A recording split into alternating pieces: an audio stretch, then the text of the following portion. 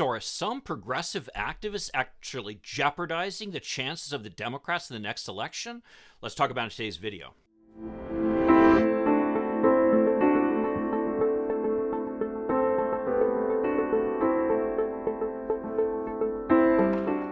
Hi, I'm Mike Greiner. I'm a lifelong Democratic activist who's concerned about the direction our country is taking. I'm also a lawyer and an academic, and I'm here to help you stand up to the BS of the MAGA crowd. So today I'm going to talk about something a little bit different, and it's actually kind of a criticism I have of some of my fellow progressives. As many of you know, I'm pretty much an unapologetic Democratic progressive. I would like to see our country, frankly, move quite far to the left, much more akin to what we see, for example, in Scandinavia, or even for that matter, in Canada. But I'm also a realist, and I understand that progress can only happen so quickly. And so my goal is always to push the most progressive agenda possible and keep pushing and keep pushing. And frankly, when we feel that we have made mistakes as a country, or when our elected officials, even Democratic elected officials, are making mistakes, we should push them to correct those mistakes, as I have done on this channel. But at a certain point here, and I've documented this in many ways, the comparison between what the Republicans will do and what the Democrats will do really is no comparison. For example, on the issue of climate change, recent reports have come out demonstrating the fact that the United States was on a pretty good trajectory to address climate change during the Obama administration, was completely knocked off track by the very direct and specific efforts of the Trump administration. Since then, Joe Biden has desperately been working to try to get the United States back on track. And he's been doing it, frankly, with absolutely no support from the Republicans, and unfortunately with a bare majority in the Senate among Democrats, a majority that unfortunately includes someone representing the coal interests in West Virginia.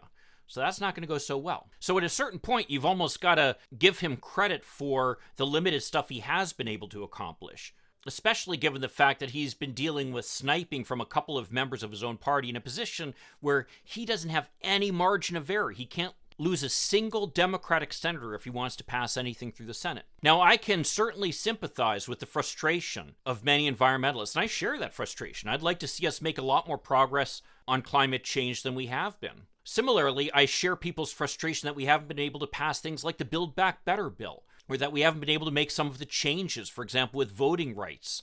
That seems so close, but yet we weren't able to do. The truth is that we would have been able to accomplish all of these things had we had slightly more of a margin in the Senate.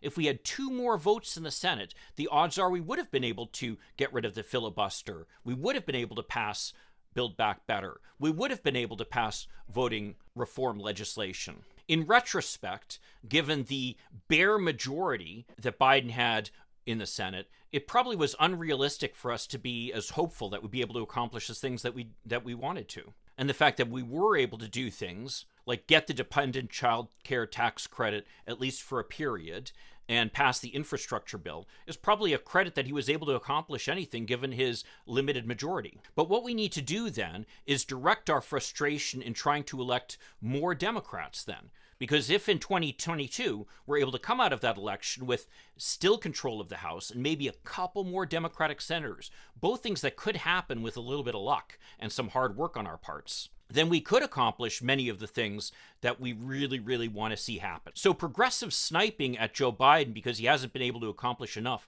in some respects, really isn't very helpful. And it's especially not helpful when those claims are based on faulty facts that are meant to inflame people and make them angry rather than doing something productive. In particular here, I'm pointing to a fellow member of a Facebook group that I belong to called Michigan Democratic Progressives United. Somebody posted yesterday an article from NBC News saying, "Wildfire residents' fury facing Biden on New Mexico visit." And I can certainly understand why these people are angry, that there are these wildfires going. Some of them are as a result of controlled burns that were actually started by the federal government as a way to stop wildfires from getting out of control. And as it turns out, some of those controlled burns got out of control.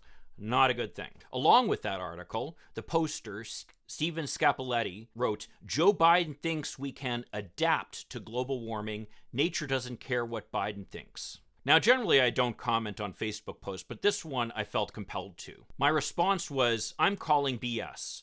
Biden never said we can adapt to climate change. He's not perfect, but he's at least trying. A big change after the last guy. Now, I can tell you, I read the article that was posted. I also did a Google search looking for where Joe Biden had said we can adapt to climate change and found nothing. And I'd like to think I'm pretty up on what's going on in current events. And I certainly was not aware of Joe Biden ever saying that we can adapt to climate change. In fact, if anything, Joe Biden has been quite vocal about the fact that we need to address it and need to take steps to get it under control. And if anything, he's pointed to things like the wildfires and the drought and some of the wild weather as evidence of the fact that we need to take steps. So this post by this clearly well-meaning progressive is something that's going to do damage to Biden and the Democrats by making people think that Joe Biden and the Democrats are not committed to addressing climate change. Something that might prompt people to decide, well, it's not worth voting for either party. When in fact, there's a huge difference between what the Republicans would do and what the Democrats would do. And the truth of the matter is, the worst thing somebody can do in the next election is not voting. Let me give you an example. After President Obama was elected by a huge margin in 2008, in 2010, as we all know, he got shellacked. And the Republicans took control of the House by a pretty significant margin. Now, the reason for that shellacking was at least in part as a result of how painful and difficult it was to get Obamacare passed, which now is pretty overwhelmingly positive. But back then, people weren't getting the benefits of it yet, and all they saw was the chaos in Washington, which did not reflect well on the administration. Now, when you look at the results, though, of that election, had the same electorate turned out to vote in 2010 that turned out in 2008, the Democrats would have probably retained control of Congress. And 6 years of Republican obstructionism would have been avoided.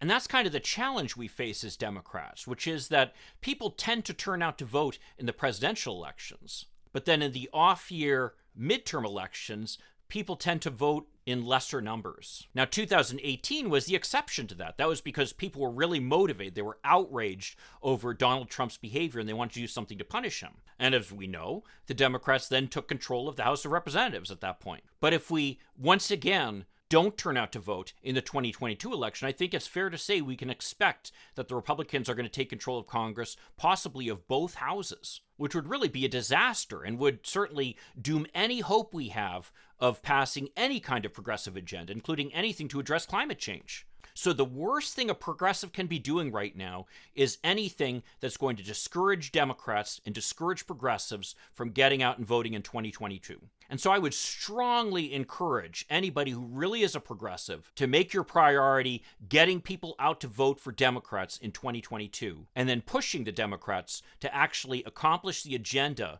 that you want to see them accomplish, which would include things like addressing climate change and addressing voting rights.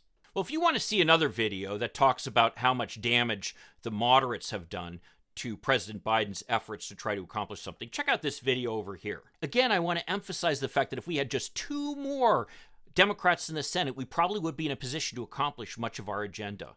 And we can do that in this upcoming election if only progressives and Democrats turn out and vote. I'll see you then. In the meantime, let's hope for continued progress. Thank you.